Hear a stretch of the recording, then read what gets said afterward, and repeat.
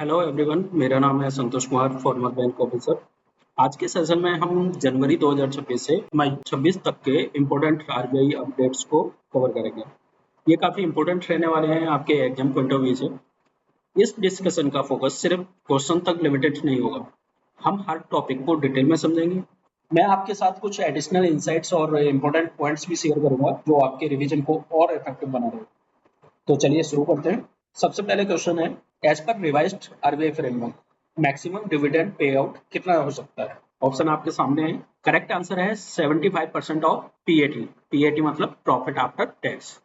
चलिए इसको थोड़ा सा डिटेल में समझते हैं।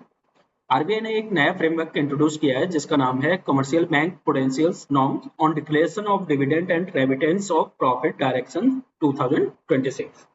ये रूल्स डिसाइड करते हैं कि बैंक्स अपना प्रॉफिट का कितना हिस्सा डिविडेंड के रूप में डिस्ट्रीब्यूट कर सकते हैं। सबसे पहली इंपॉर्टेंट बात, आरबीआई ने अपना पुराना 2025 वाला फ्रेमवर्क हटा दिया है और ये नया फ्रेमवर्क फाइनेंशियल ईयर 2027 से एप्लीकेबल होगा। अब सबसे पहले एक बेसिक सा सवाल आता है कि डिविडेंड होता क्या है। जब कोई कंपनी या इंस्टीट्यूशन प्रॉफिट कमाता है तो उस प्रॉफिट का एक हिस्सा अपने ओनर्स या शेयर होल्डर को डिस्ट्रीब्यूट करता है। उस डिस्ट्रीब्यूशन को क्या कहते हैं? हम डिविडेंड कहते हैं। यहाँ तक क्लियर हो गया आपको? एग्जाम्पल के तौर पे मान लो आरबीआई बॉन्ड्स, फॉरेक्स रिजर्व्स और गवर्नमेंट सिक्योरिटी से प्रॉफिट कमाता है। उस प्रॉफिट का एक पार्ट गवर्नमेंट ऑफ इंडिया को ट्रांसफर करता है। उसी को हम क्या कहते हैं? डिविडेंड या सरप्लस ट्रांसफर कहा जाता है। क्लियर है यहाँ तक? यानी प्रॉफिट का डिस्ट्रीब्यूशन मतलब डिविडेंड। अब नेक्स्ट क्वेश्चन आता है कि डिविडेंड देने के लिए प्रॉफिट होना जरूरी है? तो हाँ, डिविडेंड देने के लिए जो है प्रॉफिट का होना जरूरी होता है, क्योंकि प्रॉफिट होगा जब जो है डिविडेंड दे पाएंगे बैंक्स। ठीक है। अब यहाँ एक और इम्पोर्टेंट टर्म आती है पीएटी, यानी प्रॉफिट आफ्टर टैक्स। थोड़ा सा डिटेल में समझते हैं इसको। पीएटी होता क्या है? पीएटी होता है कि टोटल इनकम में से एक्सपेंस और टैक्स को माइनस करने के बाद जो फाइनल प्रॉफिट बचता है उसको हम क्या कहते हैं? पीएटी कहते हैं। मान लीजिए एग्जांपल के तौर पे इनकम है 100 करोड़, ठीक है, एक्सपेंस हो गया 60 करोड़, टैक्स हो गया 10 करोड़, तो फाइनल प्रॉफिट कितना बचा? पीएटी हो गया आपका 30 करोड़। तो बैंक क्या करती है? इसी 30 करोड़ में से डिविडेंड दिया जाता है। ठीक है। अब समझते हैं कि क्या चेंज हुआ है। पहले डिविडेंड का डिसीजन मेनली डिपेंड करता था सीआरए यानी capital to risk weighted asset ratio और एनपीएस पर। लेकिन अब आरबीआई ने फोकस शिफ्ट कर दिया है एक नए पैरामीटर पर जिसको हम बोलते हैं CET1 यानी कॉमन इक्विटी टायर 1। अब CET1 क्या होता है? ये बैंक का सबसे स्ट्रॉन्ग कैपिटल होता है, जैसे इक्विटी शेयर्स हो गए, रिजर्व्स हो गए, रिटेन अर्निंग्स हो गए। ठीक है। अभी आरबीआई ने क्या किया है कि आरबीआई ने बैंक्स को 10 बकेट्स में डिवाइड किया है बेस्ड ऑन CET1 रेशियो। अगर CET1 8% या उससे कम है तो बैंक कोई डिविडेंड नहीं दे सकता। यहाँ तक क्लियर हुआ? अगर CET1 8% या उससे कम है तो बैंक कोई भी डिविडेंड नहीं देगा। ठीक है। और ये लिमिट कितने से कितने तक? 10 बकेट्स में जो डिवाइड किया है वो है 8% से लेकर 20%। अगर CET1 20% से ऊपर है तो थ्योरेटिकली 100% तक पे आउट पॉसिबल है, लेकिन ओवरऑल लिमिट क्या रहेगी फिर भी? 75% ऑफ पीएटी। यहाँ तक क्लियर हो गया आपको? एक और नया कॉन्सेप्ट आया है जिसको हम बोलते हैं एडजस्टेड पीएटी। अब आरबीआई ने क्या किया है कि अब डिविडेंड सिंपल पीएटी पे नहीं कैलकुलेट होगा बल्कि एडजस्टेड पीएटी पर बेस्ड होगा। अब एडजस्टेड पीएटी का फॉर्मूला क्या है? एडजस्टेड पीएटी का फॉर्मूला है कि PAT minus 50% of net NPA. इसका सिंपल सा मतलब ये है कि आरबीआई इंश्योर करना चाहता है कि अगर बैंक के पास ज्यादा बैड लोन्स या एनपीएस हैं तो वो ब्लाइंडली डिविडेंड डिस्ट्रीब्यूट ना करे। और एक और इम्पोर्टेंट चीज, वन टाइम गेंस को भी इंक्लूड नहीं किया जाएगा। वन टाइम गेंस क्या हो गया? जैसे कि आपके वन टाइम प्रॉफिट हुआ और आप चाहते हो कि डिविडेंड जो है डिस्ट्रीब्यूट किए कर दिया जाए, तो वो भी नहीं होगा। इसके साथ साथ फॉरेन बैंक्स के लिए भी कुछ चेंजेस हुए हैं। अब फॉरेन बैंक्स के लिए क्या किया है? अब फॉरेन बैंक्स क्या कर सकते हैं कि अब अपने हेड ऑफिस को प्रॉफिट भेज सकते हैं विदाउट प्रायर आरबीआई अप्रूवल। पहले क्या होता था कि आरबीआई का अप्रूवल लेना पड़ता था, उसके बाद फॉरेन बैंक्स अपने हेड ऑफिस को प्रॉफिट भेज सकते थे। लेकिन अब आरबीआई ने क्या किया है कि आरबीआई अप्रूवल की जरूरत नहीं है, लेकिन कंडीशन ये है कि वो सारे एलिजिबिलिटी नॉर्म्स फॉलो करें। और एक्सेप्शनल गेन्स इंक्लूड ना करें, जैसे वन टाइम गेन्स। अब आता है रिपोर्टिंग टाइम। ठीक है, आरबीआई ने क्या बोला है बैंक्स को कि डिविडेंड डिक्लेयर करने के बाद, जैसे बैंक्स ने डिविडेंड डिक्लेयर कर दिया तो उसके 15 दिन के अंदर आरबीआई के डिपार्टमेंट ऑफ सुपरविजन को रिपोर्ट करना होगा। कितने दिन के अंदर? 15 दिन के अंदर।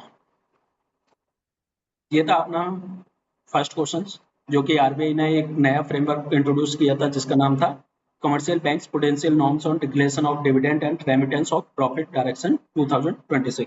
अब इसमें हमने सारी चीजें क्लियर कर ली हैं। ठीक है, ये फ्रेमवर्क लॉन्च हुआ है मार्च 2026 में, एप्लीकेबल होगा फाइनेंशियल ईयर 27 से, और मैक्सिमम डिविडेंड जो है वो 75% ऑफ पीएटी रहेगा। कितना रहेगा?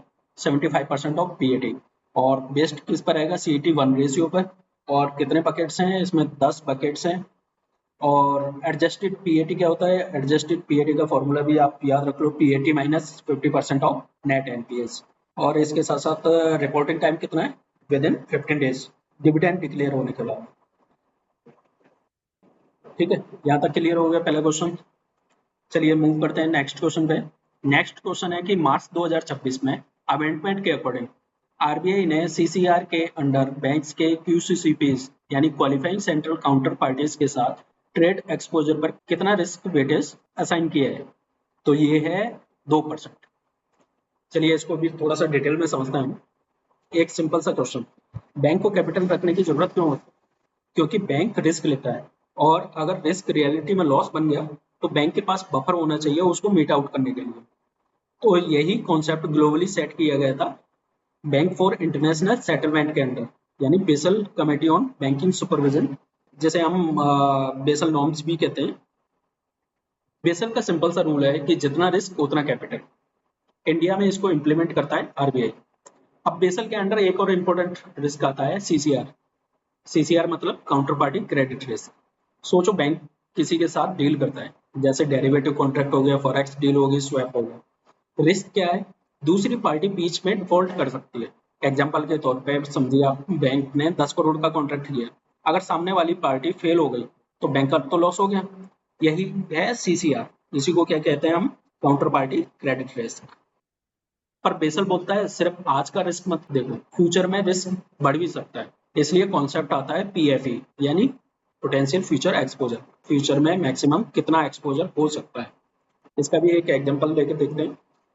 आज एक्सपोजर है 5 करोड़, मार्केट चेंज होने पर एक्सपोजर हो गया 8 करोड़, तो 3 करोड़ एक्स्ट्रा मतलब क्या है? Potential future exposure. अब प्रॉब्लम आती है कि पीएफई एग्जैक्ट कैलकुलेट करना मुश्किल है, इसलिए आरबीआई एक शॉर्टकट देता है जिसको हम बोलते हैं add on factor. Add on factor क्या होता है कि नोशन अमाउंट कुछ परसेंट अप्लाई करके फ्यूचर रिस्क एस्टिमेट करता है। एग्जांपल के तौर पे समझिए कि नोशन अमाउंट है अपना 1 करोड़, एड ऑन फैक्टर हो गया 1%। ठीक है, तो पीएफई कितना हो गया? पीएफई हो गया अपना 1 लाख रुपीज। इसलिए एड ऑन फैक्टर अलग अलग होते हैं, और एड ऑन फैक्टर का एक चार्ट भी दिया हुआ है, ये आप इसको देख सकते हैं कि एड ऑन फैक्टर कितना कितना कितना परसेंट लग सकता है। अब एक स्मार्ट कॉन्सेप्ट आता है रीसेटिंग कॉन्ट्रैक्ट्स। अब रीसेटिंग कॉन्ट्रैक्ट्स क्या होता है? कुछ कॉन्ट्रैक्ट्स रेगुलरली रीसेट हो जाते हैं, यानी मतलब उनकी वैल्यू 0 हो जाती है। आरबीआई बोलता है कि फुल मैच्योरिटी कैलकुलेट मत करो, नेक्स्ट रीसेट डेट तक का टाइम लो। मतलब एग्जांपल के तौर पे समझिए कॉन्ट्रैक्ट है आपका 5 साल का, रीसेट टाइम हो गया 6 महीने का, तो रिस्क सिर्फ 6 महीने का कंसिडर होगा, ना कि पूरे 5 साल का। इससे क्या होगा? इससे होगा कि रिस्क कम हो जाएगा, क्योंकि 6 महीने का कंसिडर करना है हमें जो। ठीक है, यहाँ तक आपको क्लियर हो चुका होगा। अब सबसे इंपॉर्टेंट रिस्क रिडक्शन टूल आता है क्यूसीसीपी, जो कि मोस्ट इंपॉर्टेंट है, क्वालिफाइंग सेंटर काउंटर पार्टी। क्यूसीसीपी की आपके फुल फॉर्म भी आ सकती है एग्जाम्स में, ये भी पूछा जा सकता है कि क्यूसीसीपी का फुल फॉर्म क्या है, तो ये इसका फुल फॉर्म है क्वालिफाइंग सेंट्रल काउंटर पार्टी। ये एक ट्रस्टेड मिडलमैन होता है जो बायर और सेलर के बीच आता है। एग्जाम्पल के तौर पे समझिए कि स्टॉक मार्केट में आप डायरेक्टली किसी से ट्रेड नहीं करते, बीच में क्लियरिंग कॉर्पोरेशन होता है, यही होता है क्यूसीसीपी यानी क्वालिफाइंग सेंट्रल काउंटर पार्टी। क्यूसीसीपी का मेन बेनिफिट क्या है? इससे क्या है कि डिफॉल्ट रिस्क बहुत कम हो जाता है। इसलिए आरबीआई ने रूल दिया कि क्यूसीसीपी एक्सपोजर का रिस्क वेटेज 2% रहना चाहिए। कितना रहना चाहिए? 2%। आरबीआई बोलता है कि सिर्फ बैंक का अपना रिस्क, जिसको हम स्टैंड लोन बोलते हैं, ठीक है। और कंसोलिडेटेड हो गया अपना बैंक प्लस सब्सिडी, यानी बैंक की जो सब्सिडी कंपनीज हैं वो, उसका रिस्क प्लस ग्रुप कंपनीज का टोटल रिस्क कैलकुलेट होगा। ठीक है, एग्जांपल के तौर पर समझिए, bank plus NBFC plus foreign branch, यानी सबका सीसीआर ऐड होगा। पहले क्या था, स्टैंड लोन पे काम करते थे, मतलब सिर्फ बैंक अपना रिस्क कैलकुलेट करते थे, ना कि सब्सिडीज कंपनीज और ग्रुप कंपनीज का टोटल रिस्क कैलकुलेट करते थे। यहाँ तक क्लियर हो चुका आपको? अब कॉन्सेप्ट आता है क्लियरिंग मेंबर का। क्लियरिंग मेंबर का कॉन्सेप्ट क्या है कि अगर बैंक सेबी के अंडर क्लियरिंग मेंबर है तो उसको सीसीआर के लिए कैपिटल मेंटेन करना होगा। तो अभी तक हमने क्या देखा कि सीसीआर को मेजर करने के लिए पीएफई यूज होता है, पीएफई के लिए एड ऑन फैक्टर है, और क्यूसीसीपी एक्सपोजर पर सिर्फ 2% रिस्क वेट लगता है एज पर आरबीआई बेसल नोट्स। ठीक है, ये था हमारा सेकंड क्वेश्चन, जिसमें हमने जाना कि सीसीआर क्या होता है, पीएफई क्या होता है, कितना रिस्क वेटेज है क्यूसीसीपी का। ठीक है, जो कि आपके एग्जाम पॉइंट ऑफ व्यू से ये सभी पॉइंट्स काफी इंपॉर्टेंट है, इनसे भी आपके एग्जाम्स में क्वेश्चन बन सकते हैं। चलिए नेक्स्ट क्वेश्चन देखते हैं। नेक्स्ट क्वेश्चन है कि आरबीआई का डिजिटल पेमेंट अवेयरनेस कैंपेन का नाम क्या है? तो करेक्ट आंसर है, थोड़ा ध्यान से।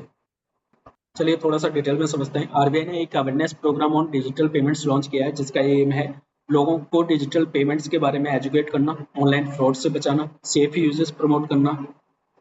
अब क्वेश्चन आता है कि आरबीआई ने जो अवेयरनेस कैंपेन लॉन्च किया है उसका नाम क्या है? थोड़ा ध्यान से। मीनिंग क्या है इसका, मतलब क्या है? मतलब ये है कि पेमेंट करते टाइम केयरफुल रहो, ओटीपी शेयर मत करो और फ्रॉड से बचो। क्या है ये? अलर्टनेस कैंपेन, यानी आरबीआई जो आपको अलर्ट करना चाहता है इस कैंपेन के माध्यम से। अब क्वेश्चन आता है कि ये प्रोग्राम किसके अंडर लॉन्च हुआ? ये प्रोग्राम लॉन्च हुआ डिजिटल पेमेंट अवेयरनेस वीक के अंदर। कौन सा एडिशन था? ये था 6th एडिशन। और टाइमलाइन क्या थी? टाइमलाइन थी इसकी 9 मार्च से 13 मार्च 2026 तक। अब क्वेश्चन आता है कि कितने लोगों ने पार्टिसिपेट किया? इसमें अराउंड 10 लाख लोगों ने पार्टिसिपेट किया, जिनका स्पेशल फोकस था रूरल एरियाज और सेमी अर्बन एरियाज में। अब इसके पार्टनर ऑर्गेनाइजेशन कौन है? इसकी पार्टनर ऑर्गेनाइजेशन है कॉमन सर्विस सेंटर, यानी CSC e governance service India limited. अब क्वेश्चन आता है कि ये अवेयरनेस प्रोग्राम जो है किसके थ्रू जो है एजुकेट किए जाएंगे? तो ये किए जाएंगे वीएलईज के थ्रू, जो कि ग्राउंड लेवल पे लोगों को एजुकेट करेंगे। वीएलईज का मतलब होता है विलेज लेवल एंटरप्रेन्योर्स। क्या होता है? Village level entrepreneurs. और इस प्रोग्राम को किसने लॉन्च किया है? ये लॉन्च किया है आरबीआई गवर्नर संजय मल्होत्रा जी ने। डिजिटल पेमेंट अवेयरनेस वीक कब स्टार्ट हुआ था? ये क्वेश्चन आपके एग्जाम्स में पूछा जा सकता है कि डिजिटल पेमेंट अवेयरनेस वीक कब स्टार्ट हुआ था। तो ये स्टार्ट हुआ था 2021 में। हर साल मार्च में सेलिब्रेट होता है। पर्पस वही रहता है डिजिटल पेमेंट को प्रमोट करना और सेफ यूजेस इंश्योर करना। तो ये था हमारा जो है अवेयरनेस से रिलेटेड क्वेश्चन, जो कि आरबीआई ने मार्च 2026 में डिजिटल अवेयरनेस प्रोग्राम लॉन्च किया। कैंपेन का नाम था, थोड़ा ध्यान से। एडिशन कौन सा था? एडिशन था 6। और कितने लोगों ने पार्टिसिपेट किया? 10 लाख लोगों ने जो है पार्टिसिपेट किया इसमें। और फोकस वही था सेफ डिजिटल पेमेंट्स का। ठीक है, मूव करते हैं नेक्स्ट क्वेश्चन पे। नेक्स्ट क्वेश्चन है कि मार्च 2026 में आरबीआई ने कितनी एनबीएफसीज का सर्टिफिकेशन ऑफ रजिस्ट्रेशन कैंसिल किया? तो करेक्ट आंसर है 36। चलो थोड़ा सा डिटेल में पढ़ते हैं। अब आरबीआई का मेन काम क्या है? सिस्टम को सेफ, स्टेबल और ट्रांसपेरेंट बनाना। इसी प्रोसेस में मार्च 2026 में आरबीआई ने एक ड्राइव चलाई, मतलब जो आरबीआई के नॉर्म्स और रेगुलेशंस फॉलो नहीं करेगा तो उसका रजिस्ट्रेशन कैंसिल कर दिया जाएगा। अब सबसे पहले समझो कि सर्टिफिकेट ऑफ रजिस्ट्रेशन क्या होता है। ये होता है एनबीएफसी का एक लाइसेंस। अगर RBI certificate of registration cancel कर देता है किसी भी कंपनी में, वो कंपनी एनबीएफसी बिजनेस नहीं कर सकती। और ये एक्शन लिया गया 16 से 24 फरवरी 2026 के अंदर, जिसमें Excellence Broking and Finance private Limited, Gibraltar Traders Limited, Bahubali Leasing Limited और विनटेक टेलीकॉम प्राइवेट लिमिटेड ऐसी कंपनीज थी जिनका लाइसेंस जो है कैंसिल कर दिया। रीजन वही था कि रेगुलेटरी नॉन कंप्लायंस और आरबीआई के रूल्स फॉलो नहीं किए। सिंपल समझो, अगर कोई एनबीएफसी रूल्स तोड़ती है तो आरबीआई उसको सिस्टम से बाहर कर देता है। अब सेकंड पार्ट थोड़ा सा इंटरेस्टिंग है। यहाँ आरबीआई ने फोर्स नहीं किया है। यहाँ क्या किया है, कंपनीज ने खुद बोला है कि हम एनबीएफसी बिजनेस बंद कर रहे हैं। क्या कर रहे हैं? एनबीएफसी बिजनेस बंद कर रहे हैं। अब इनका रीजन क्या हो सकता है? इनका रीजन, सभी का रीजन अलग अलग है। अब पहले केस में क्या है कि बिजनेस से एग्जिट कर दिया है, यानी बिजनेस ही बंद कर दिया। कुछ कंपनीज ने डिसाइड किया कि एनबीएफसी बिजनेस प्रॉफिटेबल या स्ट्रेटेजिक नहीं है, तो हम इसको बंद कर देते हैं। एग्जाम्पल के तौर पे जो कंपनीज हैं जैसे KKR India assets finance private limited हो गई, मंगलम वाणिज्य प्राइवेट लिमिटेड हो गई, Magno sales agency private limited. इन 3 कंपनीज ने क्या किया है कि अपना एनबीएफसी बिजनेस बंद कर दिया है। किस वजह से? कि प्रॉफिटेबल नहीं, यानी वॉलंटरी एग्जिट कर दिया। मतलब वॉलंटरी एग्जिट का मतलब होता है कि खुद का डिसीजन, यानी खुद से ही बंद कर दिया। अब सेकंड केस में क्या हुआ? सेकंड केस है CIC कन्वर्जन, यानी कोर इन्वेस्टमेंट कंपनी कन्वर्जन। अब इसमें क्या हुआ? एक कंपनी है जिसका नाम है premier ferro alloys and securities limited. ये एनबीएफसी से कन्वर्ट होकर CIC में कन्वर्ट हो गई है। किसमें कन्वर्ट हो गई है? ये एनबीएफसी से कन्वर्ट हो गई CIC में। CIC क्या होता है? CIC को RBI रजिस्ट्रेशन की जरूरत नहीं होती। थर्ड केस में क्या हुआ? थर्ड केस में है लीगल क्लोजर, मतलब 5 कंपनी एग्जिस्ट ही नहीं करती है। मतलब किस वजह से? उनका मर्जर हो गया या डिसोल्यूशन हो गया। कौन कौन सी कंपनीज है वो है यूनिकॉर्न, एट्री, हनुमान और अबर्ट्स और समुक holding private limited. Total 9 companies हैं जिन्होंने खुद से अपना बिजनेस बंद कर दिया। रीजन सभी के अलग अलग हैं। अब एनबीएफसी बनने के रूल्स क्या हैं? आरबीआई किसी को भी एनबीएफसी नहीं बनाता। कुछ कंडीशन होती हैं, जैसे कंपनी एक्ट के अंडर रजिस्टर होना होता है, मिनिमम नेट ओन फंड जो है 10 करोड़, और 50-50 रूल्स रहता है कि 50% असेट्स होने चाहिए, 50% जो है इनकम होनी चाहिए, तभी एनबीएफसी स्टेटस मिलता है। तो फाइनली क्या हुआ है कि आरबीआई ने 36 एनबीएफसी को फोर्सफुली हटा दिया है और 9 एनबीएफसी ने खुद एग्जिट कर दिया, यानी सरेंडर कर दिया है। ठीक है, ये था आपका क्वेश्चन। आरबीआई ने मार्च 2026 में एनबीएफसी सेक्टर को मजबूत करने के लिए 36 लाइसेंस कैंसिल किए हैं और 9 वॉलंटरी एग्जिट अलाउ किए हैं, यानी उन लोगों ने खुद से एग्जिट कर दिया। चलिए नेक्स्ट क्वेश्चन देखते हैं। नेक्स्ट क्वेश्चन है कि क्रेड किस कंपनी के अंडर ऑपरेट करता है जिसे आरबीआई से पेमेंट एग्रीगेटर लाइसेंस मिला है? ऑप्शन आपके सामने है। करेक्ट आंसर है dream plug technologies private limited के अंडर ऑपरेट करता है। अब थोड़ा सा डिटेल में पढ़ते हैं। आरबीआई ने क्रेड को परमिशन दे दिया है कि वो पेमेंट एग्रीगेटर के रूप में काम करे। यह अप्रूवल दिया गया है किस एक्ट के अंडर? ये दिया गया है payment and settlement system act 2007 के अंडर। अब पॉइंट्स आता है कि पेमेंट एग्रीगेटर होता क्या है। पेमेंट एग्रीगेटर एक ब्रिज जो कस्टमर और मर्चेंट के बीच में पेमेंट को कनेक्ट करता है। एग्जाम्पल के तौर पे समझिए आपकी आप अमेजोन से कुछ खरीदते हो और ऐप कार्ड या यूपीआई से पेमेंट करते हो, तो बीच में एक सिस्टम होता है जो पेमेंट प्रोसेस करता है।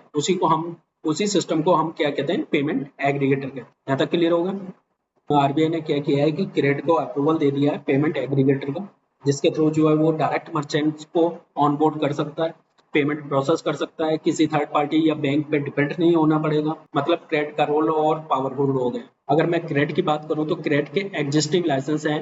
क्रेड के पास पीपीआई लाइसेंस है जो कि वॉलेट सर्विसेज के लिए यूज होता है।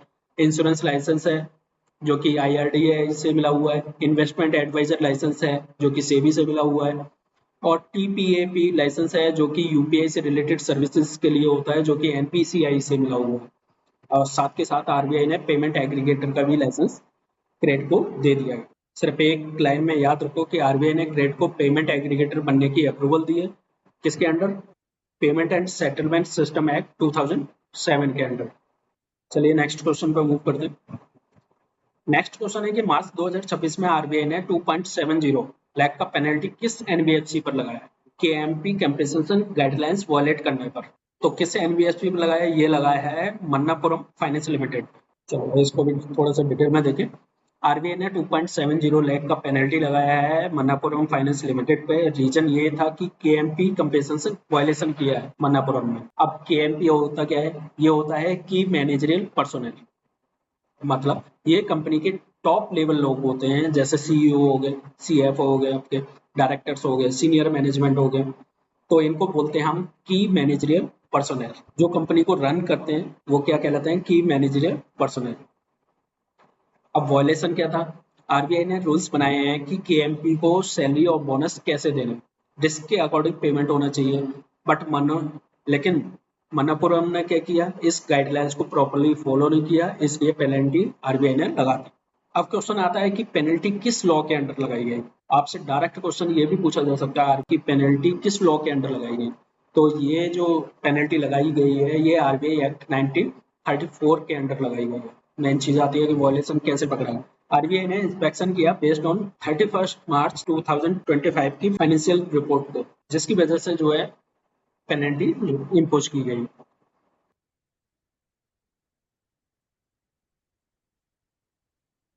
कंपनी ने अब क्या करेक्शन किया है? कंपनी ने मनप्पुरम ने अपनी पॉलिसी को अपडेट किया है, जिसमें कि डेफरल डेफरल होता है कि सैलरी का कुछ पार्ट बाद में दिया जाएगा, ठीक है, इसको अपडेट किया है। सेकंड है आपका मलस। मलस क्या होता है कि अगर परफॉर्मेंस खराब हो तो बोनस रिड्यूस या कैंसिल हो सकता है। थर्ड आता है क्लोबैक। क्लोबैक क्या है कि अगर गलत पेमेंट हो गया तो कंपनी वापस ले सकती है। एग्जाम्पल के तौर पे समझिए कि अगर मैनेजर ने गलत डिसीजन लिया, लॉस हो गया, तो कंपनी उसका बोनस वापस ले सकती है। उसको हम क्या बोलते हैं? क्लोबैक बोलते हैं। इसी में एक और फ्रेमवर्क आता है एसबीआर, ठीक है। एसबीआर क्या होता है? एसबीआर होता है स्केल बेस्ड रेगुलेशन। ये क्या होता है? ये होता है कि आरबीआई का सिस्टम है एनबीएफसी को रेगुलेट करने के लिए। क्या है? स्केल बेस्ड रेगुलेशन एक सिस्टम है एनबीएफसी को रेगुलेट करने के लिए। एग्जाम पॉइंट ऑफ व्यू से आप एक लाइन याद रखो कि आरबीआई ने मन्नापुरम फाइनेंस पे 2.7 लाख की पेनल्टी लगाई है।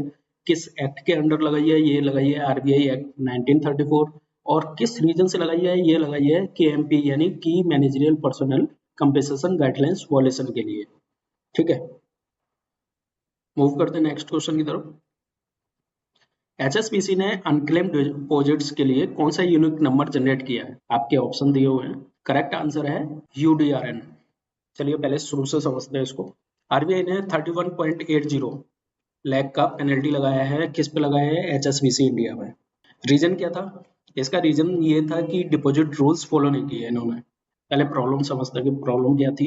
एक अकाउंट्स होते हैं इनऑपरेटिव अकाउंट्स। ये वो बैंक अकाउंट्स होते हैं जिसमें 2 साल या ज्यादा टाइम तक कोई ट्रांजेक्शन नहीं होता, तो वो इनऑपरेटिव अकाउंट्स हो जाते हैं। एग्जाम्पल के तौर पे समझिए कि आपका अकाउंट है पर आप 2 साल तक यूज नहीं करते, तो वो बन जाता है इनऑपरेटिव अकाउंट। और दूसरा टर्म था अनक्लेम डिपॉजिट्स का। ये क्या होता है कि जब पैसा बैंक में पड़ा है पर कस्टमर उसको क्लेम नहीं कर रहा है, तो वो बन जाता है अनक्लेम डिपॉजिट्स।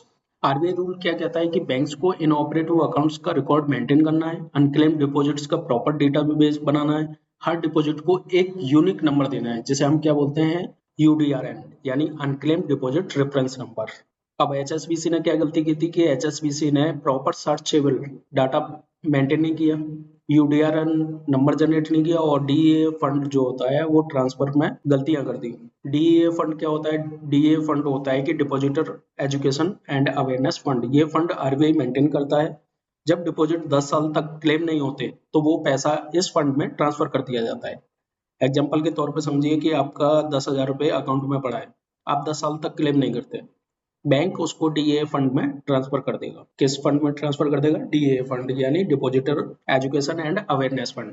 अब मेन क्वेश्चन आता है कि ये जो एक्शन लिया गया है वो किस एक्ट के अंडर लिया गया है? ये लिया गया है banking regulation act 1949 section 26A के अंडर। इससे भी आपके एग्जाम्स में क्वेश्चन बन सकता है कि किस एक्ट के अंडर ये डिसीजन लिया गया था। तो ये लिया गया है banking regulation act 1949 section 26A के अंडर। तो इस क्वेश्चन में हमने क्या क्या देखा कि आरबीआई ने एचएसबीसी इंडिया पर 31.80 लाख की पेनल्टी लगाई है। रीजन क्या था? अनक्लेम डिपॉजिट और ऑपरेटिव अकाउंट्स रूल्स का वायलेशन करना। यूडीआरएन नंबर जनरेट नहीं किया इन्होंने। डीए फंड रूल्स फॉलो नहीं किए। और किस एक्ट के अंडर जो है ये पेनल्टी लगाई गई है? ये लगाई गई है बैंकिंग रेगुलेशन एक्ट 1949। यहाँ तक क्लियर? चलिए मूव करते हैं नेक्स्ट क्वेश्चन की तरफ। मार्च 2026 में आरबीआई ने union bank, central Bank, Bank of India और पाइन लैब्स पर 2 करोड़ प्लस की पेनल्टी लगाई है। ये पेनल्टी किस एक्ट के अंडर लगाई गई? ऑप्शन आपके सामने है। करेक्ट आंसर है बैंकिंग रेगुलेशन एक्ट 1949। चलिए थोड़ा सा डिटेल में पढ़ते हैं। आरबीआई ने 2 करोड़ से ज्यादा टोटल पेनल्टी इम्पोज की है। किन पर की है? Union Bank of India, Central Bank, Bank of India, Pine Labs Limited. Reason वही था, रेगुलेटरी रूल्स का वायलेशन करना। ये एक्शन लिया गया है बैंकिंग रेगुलेशन एक्ट 1949 के अंडर। जो हाईएस्ट पेनल्टी लगाई गई है वो लगाई गई है यूनियन बैंक ऑफ इंडिया पर 95.40 लाख की, और सेंट्रल बैंक ऑफ इंडिया पर लगाई गई है 63.60 लाख की, और बैंक ऑफ इंडिया पर 58.50, और पाइन लैब्स पे 3.10 लाख।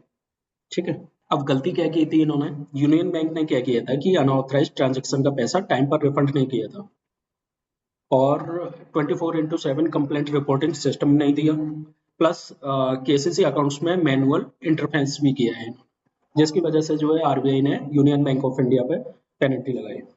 और सेंट्रल बैंक ऑफ इंडिया ने क्या किया, सेंट्रल बैंक ऑफ इंडिया ने किया है कि जो केवाईसी डेटा है वो टाइम पर अपलोड नहीं किया। और इन्होंने एक और चीज की कि जो सेम कस्टमर है, सेम कस्टमर के मल्टीपल जीरो बैलेंस अकाउंट खोल दिए, जिसकी वजह से आरबीआई ने सेंट्रल बैंक ऑफ इंडिया पर पेनल्टी लगाई। और बैंक ऑफ इंडिया पर जो पेनल्टी लगाई गई थी वो लगाई गई थी पीएसएल यानी private sector lending norms follow नहीं किया उन्होंने, स्मॉल लोन्स पर एक्स्ट्रा चार्जेस लगाए और मैच्योरिटी के बाद भी इंटरेस्ट पे नहीं किया, जिसकी वजह से बैंक ऑफ इंडिया पर पेनल्टी लगी। पीएसएल क्या होता है, पीएसएल होता है प्राइवेट सेक्टर लेंडिंग, यानी बैंक्स को अप्रॉक्स 40% लोन देने होते हैं एग्रीकल्चर, एमएसएमई, एजुकेशन, हाउसिंग। क्या किया बैंक ऑफ इंडिया ने, ये रूल फॉलो नहीं किया, जिसकी वजह से बैंक ऑफ इंडिया पर भी पेनल्टी लगाई आरबीआई ने। अब आता है पाइन लैब्स लिमिटेड।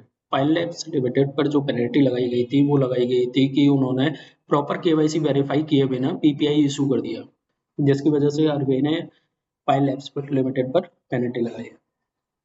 सिंपल सा याद रखो कि आरबीआई ने 2 करोड़ प्लस की जो पेनल्टी लगाई इम्पोज की है वो की है एक तो यूबीआई पे यानी यूनियन बैंक ऑफ इंडिया पे, जिसमें हाईएस्ट जो है यूनियन बैंक ऑफ इंडिया पे ही लगाई है, जिसमें 95.40 लाख की लगाई है। ठीक है, और किस एक्ट के अंडर लगाई गई थी, ये लगाई गई थी बैंकिंग रेगुलेशन एक्ट 1949। ठीक है, चलिए मूव करते हैं नेक्स्ट क्वेश्चन की तरफ। नेक्स्ट क्वेश्चन है आरबीआई का payment vision 2028 shaping India's payment front document में कितनी की इनिशिएटिव है। तो करेक्ट आंसर है 15। देखिए ये क्वेश्चन ना आपका मोस्ट इंपॉर्टेंट क्वेश्चन है, इसमें ना बहुत सारी चीज़ें अभी हम डिस्कस करने वाले हैं जो आपके एग्जाम पॉइंट ऑफ व्यू से काफ़ी इंपॉर्टेंट है और उनसे रिलेटेड भी आपके क्वेश्चन पूछे जा सकते हैं। मैं जो चीज़ें अभी आपसे डिस्कस कर रहा हूँ या डिटेल्स में बता रहा हूँ वो सारी चीज़ें, ऐसा नहीं है कि जो मैंने क्वेश्चन लिखा है वही आपसे पूछा जाएगा। जो कॉन्सेप्ट मैं आपको अंदर डीपली बता रहा हूँ उनसे भी क्वेश्चन आपके बन सकते हैं। तो मेरा मेन मकसद यही है कि आपको जो है जो डिटेल्स मैं बता रहा हूँ पूरा टॉपिक क्लियर हो। ठीक है, जो भी पॉइंट्स हम डिस्कस कर रहे हैं वो उनसे भी क्वेश्चंस आपके एग्जाम्स में बन सकते हैं। तो चलिए समझते हैं इस न्यूज को। आरबीआई ने एक विजन डॉक्यूमेंट लॉन्च किया है जो डिसाइड करेगा कि इंडिया के डिजिटल पेमेंट सिस्टम फ्यूचर में कैसे ग्रो करेगा, जिसका ड्यूरेशन रहेगा 3 साल का। कितने साल का? 3 साल। कब से कब तक का रहेगा ये भी आपसे क्वेश्चन पूछा जा सकता है। तो ये जो रहने वाला है वो 2026 से दिसंबर 2028 तक रहेगा। अब इसमें मेन चीज है कि आरबीआई का मेन फोकस क्या है। आरबीआई की 4 चीजों पर फोकस कर रहा है, यूजर एम्पावरमेंट यानी customer control, fraud detection, cross border payment improvement और ईज ऑफ डूइंग बिजनेस। चलिए इसमें जो की इनिशिएटिव्स हैं उन सभी को हम डिस्कस करते हैं। पहला है स्विच ऑन और ऑफ फैसिलिटी, जैसे एटीएम कार्ड में होता है ऑन और ऑफ ऑप्शन, अब डिजिटल पेमेंट में भी होगा। एग्जांपल के तौर पे समझिए आप यूपीआई को टेम्परेरी ऑफ कर सकते हो या इंटरनेशनल पेमेंट डिसेबल कर सकते हो, यानी फुल कंट्रोल कस्टमर के हाथ में होगा। सेकंड है आपका क्रॉस बॉर्डर पेमेंट्स, यानी इंटरनेशनल ट्रांजैक्शन के लिए जो यूज होता है क्रॉस बॉर्डर पेमेंट्स। अब आरबीआई क्या करेगा कि रिपोर्ट पब्लिश करेगा, किस लिए? कॉस्ट, स्पीड, ट्रांसपेरेंसी के लिए, प्लस सिस्टम इंप्रूव करेगा और एक स्ट्रॉन्ग ग्लोबल पेमेंट फ्रेमवर्क बनाएगा, जिसका स्पेशल फीचर रहेगा कि सिंगल विंडो सिस्टम इंट्रोड्यूस हो सकता है, मतलब एक ही जगह से अप्रूवल मिलेगा, अलग अलग परमिशन लेने की जरूरत नहीं पड़ेगी। नेक्स्ट है आपका शेयर्ड रिस्पॉन्सिबिलिटी फ्रेमवर्क यानी एसआरएफ। पहले क्या होता था, अगर फ्रॉड होता था सिर्फ बैंक रिस्पॉन्सिबल होता था, अब क्या होगा, बैंक प्लस कस्टमर दोनों रिस्पॉन्सिबल होंगे। एग्जाम्पल के तौर पर समझिए कि अगर कस्टमर ने ओटीपी शेयर किया तो कस्टमर भी पार्टली रिस्पॉन्सिबल हो। ठीक है, आपसे क्वेश्चन भी पूछा जा सकता है कि एसआरएफ का फुल फॉर्म क्या है, तो शेयर्ड रिस्पॉन्सिबिलिटी फ्रेमवर्क। नेक्स्ट है आपका एसपीएस, इसका मतलब है कि small payment system provider. RBI innovation को प्रमोट कर रहा है, स्मॉल स्टार्टअप को अलाउ करेगा विदाउट इमीडिएट लाइसेंस काम करने के लिए। जब वो बड़े हो जाएंगे तब रेगुलेशन करेगा। मतलब क्या है, स्मॉल पेमेंट सिस्टम प्रोवाइडर्स का आरबीआई इनोवेशन को प्रमोट करना चाहता है। ठीक है, स्मॉल स्टार्टअप को अलाउ करेगा विदाउट इमीडिएट लाइसेंस काम करने के लिए। जब वो बड़े हो जाएंगे तब रेगुलेशन। नेक्स्ट है आपका साइबर सिक्योरिटी यानी केआरआई फ्रेमवर्क। केआरआई क्या होता है? की रिस्क इंडिकेटर। आरबीआई एक साइबर केआरआई सिस्टम लाएगा जिससे क्या होगा, रियल टाइम मॉनिटरिंग रहेगी, जिससे कि फ्रॉड डिटेक्शन फास्ट होगा। नेक्स्ट है आपका cheque system upgrade. RBI cheque system को मॉडर्न बना रहा है, जिससे क्या होगा, सिक्योरिटी इंप्रूव होगी और ई चेक्स इंट्रोड्यूस होंगे, मतलब पेपर प्लस डिजिटल का कॉम्बिनेशन रहेगा। नेक्स्ट है आपका पास यानी पेमेंट स्विचिंग सर्विसेज। ये क्या होता है? एग्जाम्पल के तौर पे समझिए कि आप बैंक चेंज करते हो, अब क्या रहेगा, अब ऑटो ट्रांसफर हो जाएगा। नेक्स्ट है डीएलईआई। डीएलईआई क्या है? डोमेस्टिक लीगल एंटिटी आइडेंटिफायर, यानी कंपनी के लिए यूनिक आईडी। इससे क्या होगा, इससे ट्रैकिंग और ट्रांसपेरेंसी इंप्रूव होगी। नेक्स्ट है ट्रेड्स इंप्रूवमेंट। इससे क्या होगा, इस एमएसएमईज को हेल्प मिलेगी, फास्टर पेमेंट होगा, बेटर फाइनेंसिंग होगी और एक्सपोर्ट सपोर्ट मिलेगा। नेक्स्ट है कार्ड पेमेंट इंप्रूवमेंट्स। इसके जरिए क्या है, आरबीआई फोकस करेगा सिक्योर टोकनाइजेशन पे, ट्रांसपेरेंट चार्जेस पे और मोर ऑप्शन फॉर कस्टमर, यानी और भी ऑप्शंस रहेंगे कस्टमर्स के लिए। नेक्स्ट है AI based payment data access. RBI एक स्मार्ट डेटाबेस बनाएगा जिससे क्या है, एआई से क्वेरीज कर सकते हो, बेटर एनालिसिस मिलेगा उससे। अब आता है कि इस विजन का मेन मोटिव क्या है, क्यों इम्पोर्टेंट है। इससे क्या होगा कि इंडिया का digital payment system world class बनेगा, फ्रॉड कम होंगे, कस्टमर कंट्रोल बढ़ेगा और बिजनेस भी इजी हो जाएगा। एक क्वेश्चन यहाँ से बन सकता है कि आप से पूछा जा सकता है कि इस विजन की जो है थीम क्या है। थीम है फोर इज, यानी एवरीवन, एवरीवेयर, एवरी टाइम। आप एक लाइन में याद रखो कि आरबीआई ने पेमेंट विजन 2028 लॉन्च किया है, ड्यूरेशन आएगा 3 साल का। ठीक है, टोटल इनिशिएटिव है 15 और फोकस जो रहने वाला है वो सिक्योरिटी, इनोवेशन और क्रॉस बॉर्डर पेमेंट्स पे रहेगा। कुछ की फीचर्स जैसे कि स्विच ऑन और off, SRF, pass, e cheques और एआई डेटा जैसे फीचर्स रहेंगे। आई थिंक ये क्लियर हो चुका होगा आपको। तो दोस्तों ये था पार्ट 1। जनवरी से मई तक की जो भी बैंकिंग अवेयरनेस थी उसका पार्ट 1 है, और ये सीरीज मैं जो है कंटिन्यू रखने वाला हूँ क्योंकि इससे आपके एग्जाम्स में, हर एग्जाम्स में, मैं एक एग्जाम्स की पर्टिकुलर एग्जाम्स की बात नहीं कर रहा, हर एग्जाम्स में आपके इससे रिलेटेड जो मैंने आपको क्वेश्चन दिए हैं और जो डिटेल्स बताई है, इससे काफी सारे क्वेश्चन आपके बैंक से एग्जाम में देखने को मिलेंगे। तो ये वीडियोस जो है काफी इंपॉर्टेंट है आपके एग्जाम पॉइंट ऑफ व्यू से। तो दोस्तों आपको ये वीडियो कैसा लगा, आप कमेंट सेक्शन में कमेंट करके ज़रूर बताना। चलिए मिलते हैं नेक्स्ट वीडियो में। Thank you.